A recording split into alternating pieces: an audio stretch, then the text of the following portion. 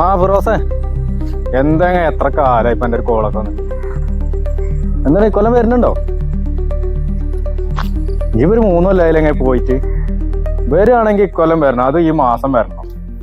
ഇവിടെ പഞ്ചായത്ത് തെരഞ്ഞെടുപ്പൊക്കെ ആയിട്ട് നല്ല ഉഷാറായിക്കണേ. ആരൊക്കെ ഇപ്പൊ സ്ഥാനാർത്ഥികളെന്നൊക്കെ ഇങ്ങനെ തെളിഞ്ഞു വരുന്നുള്ളൂ. ഇപ്പൊ സ്ഥാനാർത്ഥി കുപ്പായിട്ട് ആൾക്കാരൊക്കെ എന്താ പറയാ കയ്യുമ്പോ പിടിച്ച് തലേമ തലോടി നമ്മളെ മൂക്ക് വരെ പറിച്ചെടുക്കും. അല്ല വിനീത്, എന്താ ഇപ്പൊ എലീന്റെ കണക്ക് കൊടുക്കണ്ട? ആ ചേട്ടാ, എന്താ വെച്ചാലേ നമ്മളെ പണി ഇതായി പോയില്ലേ. ഇനിയിപ്പോ ഇതിനിപ്പോ ആരെങ്കിലും കൊണ്ടുപോയി പരാതി കൊടുത്താ അധികം താമസിയാതെ ഒരു ഗൂഗിൾ ഷീറ്റ് വരും.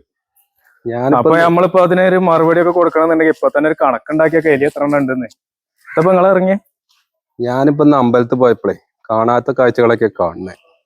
പുതിയ പുതിയ ആൾക്കാരൊക്കെ ഇപ്പൊ അമ്പലത്തില് തൊഴാൻ വരുന്നത്. ആ അത് കുറച്ച് ദിവസമായിട്ട് ഞാനും ശ്രദ്ധിക്കുന്നുണ്ട്. ഇലക്ഷനൊക്കെ അല്ലേ, ആ നാടകങ്ങളൊക്കെ നമ്മൾ കാണേണ്ടി വരും. ഈ ആൾക്കാരൊക്കെ പള്ളി പഠിക്കുന്നതും പള്ളിന്റെ അവിടെ നിന്നൊക്കെ കാണുന്നുണ്ട്. അപ്പൊ എല്ലായിടത്തും ഉണ്ടാവും ഇവര്. ഇനിയിപ്പോ കുറച്ചു കാലത്തേക്ക് ഇതൊക്കെ നമ്മൾ കാണേണ്ടി വരും. വല്ലാത്ത ജാതി പടപ്പുകൾ തന്നെ. ഇമാരും ഇവിടായപ്പോൾ തന്നെ ഇക്കുറിയും ജയിച്ചു പോകും. ജനങ്ങൾ ഇപ്രാവശ്യം രക്ഷപ്പെടാൻ പോണില്ല. പോട്ടെ.